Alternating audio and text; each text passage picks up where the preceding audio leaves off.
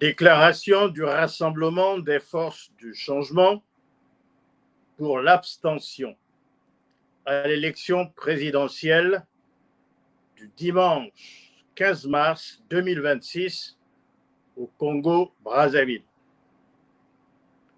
Peuple congolais, l'élection présidentielle du dimanche 15 mars 2026, privatisée par le Parti congolais du travail, parti État, se tient dans un contexte international et national incertain. Depuis la guerre russo-ukrainienne, la pandémie du Covid-19, la guerre en Palestine et depuis peu, la guerre en Iran, le monde a perdu la paix. Les conflits opposent plus souvent des groupes internes que des États. Par ailleurs, les progrès technologiques exposent aux armes nouvelles comme des drones, de la retransmission en direct, des cyberattaques, des logiciels rançonneurs et du piratage de données. Dans le même temps, la coopération internationale est soumise à rude épreuve et la capacité mondiale de prévenir et régler les conflits et les violences sous toutes leurs formes s'en trouve affaiblie. Les tensions régionales non résolues, l'effondrement de l'état de droit, l'absence d'institutions étatiques, ou du moins d'institutions légitimes, les activités lucratives illicites et les pénuries des ressources aggravées par les changements climatiques en sont les principales causes.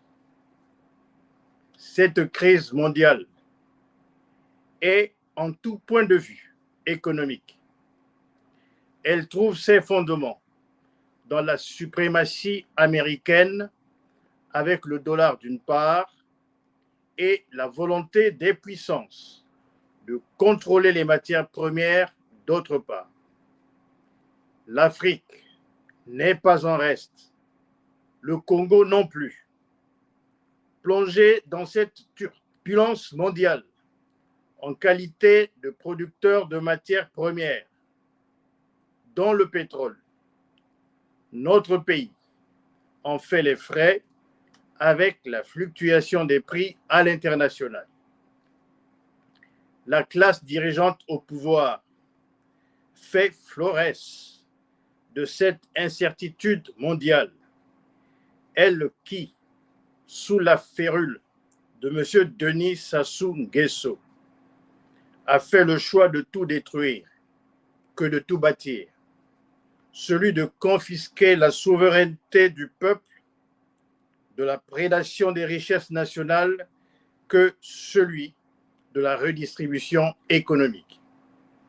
Pour preuve, le président Denis Sassou Nguesso est accusé de plusieurs crimes financiers, économiques et des droits humains.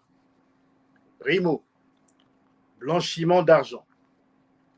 La famille Sassou Nguesso est accusée de blanchiment d'argent à travers des sociétés écrans basées en Europe et dans des grands paradis fiscaux. En 2023, un hebdomadaire suisse a révélé que Denis Christel Sassou Nguesso avait des millions de dollars placés à Genève. Secondo, corruption. Monsieur Denis Sassou Nguesso est accusé de corruption, notamment dans le secteur pétrolier. En 2021, il a été critiqué pour avoir annulé un contrat avec une société australienne pour attribuer les permis à une société liée à sa famille.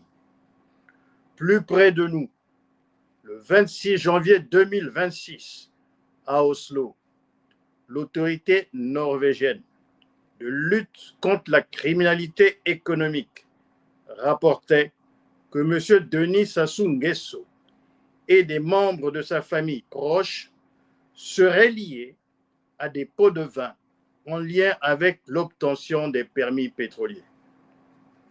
Tertio, détournement des fonds publics. M. Denis Sassou Nguesso et sa famille sont accusés d'avoir détourné des millions de dollars de fonds publics pour leur enrichissement personnel. En 2019, Global Witness a révélé que Denis Christel Sassou Nguesso, le fils du président, avait détourné plus de 50 millions de dollars du trésor public congolais. Quarto, violation des droits humains.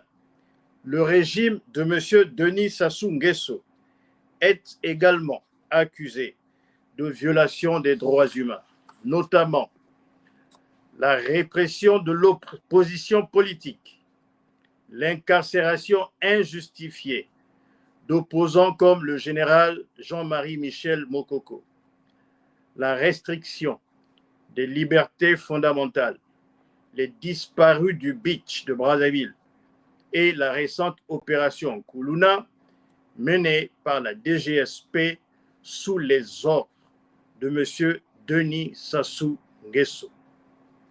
Ces accusations font l'objet d'enquêtes internationales, notamment en France et en Suisse. Pour toutes ces motivations, le cartel au pouvoir à Brazzaville se protège comme il peut, tant sa compagnie devient vile, répulsive et encombrante à l'international. La référence à l'article 96 de la Constitution du 15 octobre 2015, aucune poursuite pour des faits qualifiés crimes ou délits ou pour manquements graves à ses devoirs commis à l'occasion de l'exercice de sa fonction ne peut plus être exercée contre le président de la République après la cessation de ses fonctions. Ne suffit pas pour se prémunir de la justice internationale.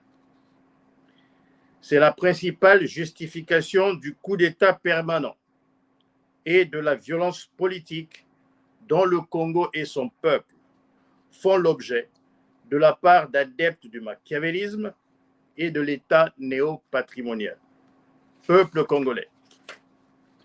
Ainsi, l'élection du dimanche 15 mars 2026 est un maillon supplémentaire du coup d'État permanent dans notre pays. Un scrutin sans enjeu qui ne respecte pas les standards internationaux d'élections libres et transparentes. Un scrutin se fondant sur une gouvernance électorale biaisée par une révision inopportune des listes électorales en lieu et place d'un recensement spécial de la population. Un scrutin avec un découpage électoral inégal, se passant des réalités démographiques. Un scrutin pour lequel les moyens d'État dans la communication et le financement de campagne sont inégalement répartis au seul profit du candidat au pouvoir. Un scrutin, malheureusement, sans réel challenger, sinon des challengers choisis, comme faire valoir démocratique. Un scrutin, enfin, dont le verdict est écrit d'avance. Le rassemblement des forces du changement, opposition non accommodante au pouvoir, ne peut se taire devant une telle imposture politique. Il rappelle aux Congolaises et Congolais que le vote est la seule arme dont dispose un peuple pour se libérer du clanisme, du tribalisme, de la concussion et du népotisme. Chers compatriotes, cette période trouble et de doute nous place devant deux voies. Celle de droite, si nous voulons accélérer le déclin national avec M. Denis Sassou Nguesso. Celle de gauche, abrupte certes, mais faite de résilience pour reconstruire l'unité nationale et la prospérité pour toutes les familles congolaises. Le rassemblement des forces du changement, je vous le dis et vous rassure, fait le choix de la résilience pour rebâtir les fondements de l'état de droit, aujourd'hui déconstruit par les vainqueurs de la guerre du 5 juin 1997. Il nous faut mettre un terme à l'administration des guerriers, par les guerriers et pour les guerriers. Avec vous et pour vous, le RFC s'oppose avec fermeté à la forfaiture annoncée que cette élection à candidat unique, comme au temps du marxisme équatorial. Le RFC s'engage à prendre la tête de la contestation citoyenne et pacifique dans l'intérêt bien compris de toutes et de tous. Le RFC, par avance, ne reconnaît pas les résultats de cette élection.